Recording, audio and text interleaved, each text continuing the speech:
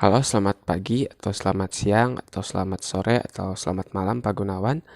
Kami dari kelompok 6, kelas 12.5 yang terdiri dari Brian nomor absen 7, lalu ada Casey nomor absen 8, lalu ada Kenneth nomor absen 9, dan saya Richard nomor absen 23. Di video ini kami ingin menjelaskan tentang Presiden Susilo Bambang Yudhoyono atau yang lebih dikenal dengan sebutan SBY pada periode 2004 sampai 2009. Di sini saya akan menjelaskan dulu masa jabatannya. Nah, SBY ini lahir di Kabupaten Pacitan, Jawa Timur pada tanggal 9 September 1949. Susilo Bambang Yudhoyono ini atau lebih dikenal dengan sebutan SBY, merupakan Presiden Indonesia yang ke-6 yang menjabat sejak 20 Oktober 2004 hingga 20 Oktober 2014. Nah, periode satunya itu ada pada tahun 2004 sampai 2009. Dan periode keduanya itu tahun 2009 sampai 2014. Nah, MPR pada periode 1999 sampai 2004 mengamandemen Undang-Undang Dasar 1945 sehingga memungkinkan presiden dan wakil presiden dipilih secara langsung oleh rakyat. Sehingga SBY bersama dengan wakilnya yaitu Yusuf Kala meraih kepercayaan mayoritas rakyat Indonesia dengan perolehan suara di atas 60%.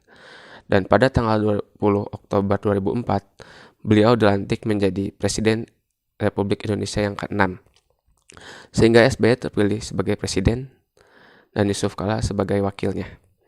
Nah, SBY pun kemudian dicatat sebagai presiden terpilih pertama pilihan rakyat dan tampil sebagai Presiden Indonesia ke-6 setelah dilantik pada 20 Oktober 2004 bersama wakilnya yaitu Yusuf Kala.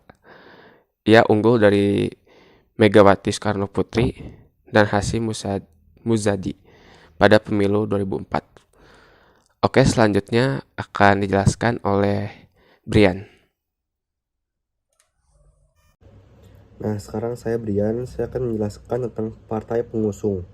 Nah, jadi yang pertama ada partai pengusung utama, yaitu Partai Demokrat. Nah, Partai Demokrat ini yaitu pendirian partai erat kaitannya dengan niat untuk membawa Susilo Bambang Yudhoyono yang kala itu menjadi Menteri Koordinator Bidang Politik dan Keamanan di bawah Presiden Megawati, menjadi presiden selama 2 periode pada saat itu. Nah, lalu yang kedua itu partai pengusung lainnya. Nah, jadi di situ ada PKS, PAN, PPP, PKB, PDS, Partai Karya Peduli Bangsa, lalu PBR, PPRN, PKPI, Partai Demokrasi Pembaruan, Partai Pengusaha dan Pekerja Indonesia, lalu ada Partai Republikan, Partai Patriot, PNBK, Partai Matahari, Bangsa Partai Pemuda Indonesia, Partai Pelopor, Partai Kasih, Demokrasi Indonesia, Partai Indonesia Sejahtera, Partai Perjuangan Indonesia, yang baru juga Partai Penegak Indonesia. Nah, jadi sekian partai pengusung yang saya jelaskan. Baik, sekarang saya akan menjelaskan tentang program dan kebijakan SBY, Susilo Bambang Yudhoyono. Yang pertama itu memprioritaskan pemberantasan korupsi di Indonesia. Yang kedua, mendirikan lembaga super body yaitu KPK, Komisi Pemberantas Korupsi. Yang ketiga, program pertama yaitu program 100 hari. Yang keempat, itu membentuk Kabinet Indonesia Bersatu. Yang kelima, melakukan perombakan kabinet sebanyak 2 kali. Yang terakhir ada perubahan sistem kepartaian. Selanjutnya akan dijelaskan oleh Casey Avila Christy. Terima kasih. Oke, terima kasih Kenneth. Sekarang saya akan melanjutkan dengan penjelasan mengenai peristiwa penting di masa pemerintahan Susilo Bambang Yudhoyono. Di sini saya mengambil 5 peristiwa penting, yaitu yang pertama di tanggal 1 Maret 2005 ada kenaikan harga BBM. Nah, di sini SBY memutuskan untuk menaikkan harga tetapi tetap mengucurkan bantuan langsung tunai kepada masyarakat golongan ekonomi bawah. Dan di sini 2 kali SBY menaikkan harga BBM, yaitu pada bulan April dan bulan Oktober tahun 2005. Presiden SBY juga menyatakan harga BBM mau tidak mau harus dinaikkan, dan setidaknya banyak faktor yang mendasari usulan presiden ini. Salah satunya adalah terkait lonjakan harga minyak mentah dunia hingga jauh melebihi asumsi APBN. Dan SBY juga mengakui bahwa ia tidak ingin membebani presiden setelahnya kalau saat itu ia tidak menaikkan harga BBM. Lanjut ke peristiwa penting yang kedua, yaitu aksi GAM dan penandatanganan Fakta Perdamaian yang tertuai dalam MOU Helsinki.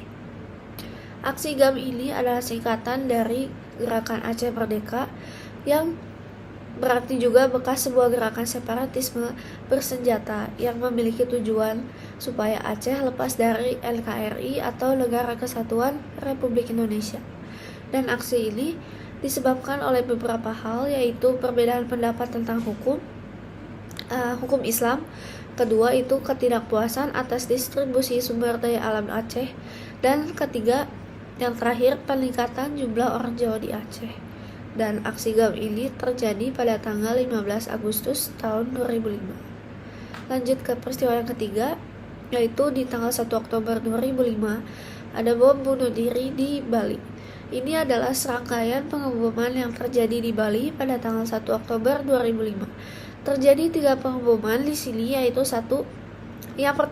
pengeboman pertama terjadi di Kuta, dan yang kedua yang ketiga itu terjadi di Jimbaran dengan sedikitnya 23 orang tewas dan 196 lainnya luka-luka. Bom bunuh diri ini memberikan dampak yang cukup signifikan terhadap pariwisata di Bali, mengingat pada tanggal 12 Oktober 2002 sebelumnya terjadi juga serangan bom serupa dan menewaskan 202 orang.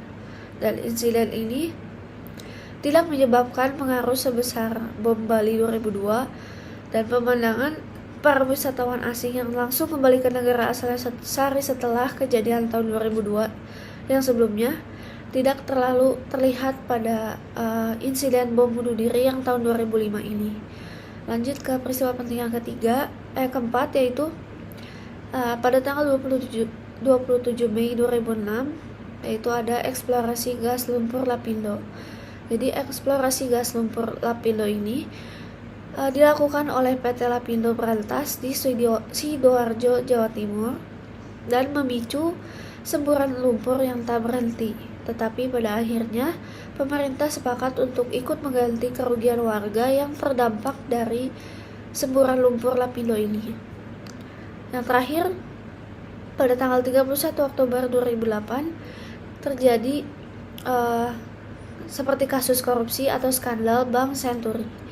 Jadi di tahun 2008 Bank Senturi mengalami kesulitan likuiditas karena beberapa nasabah besar Bank Senturi yang ingin menarik dananya tidak mendapatkan dana sesuai yang dia inginkan, karena dana yang ada di bank ini tidak mencukupi permintaan, sehingga bank tersebut tidak mampu mengembalikan uang nasabah seperti yang diminta. Sekian penjelasan dari kelompok kami. Terima kasih.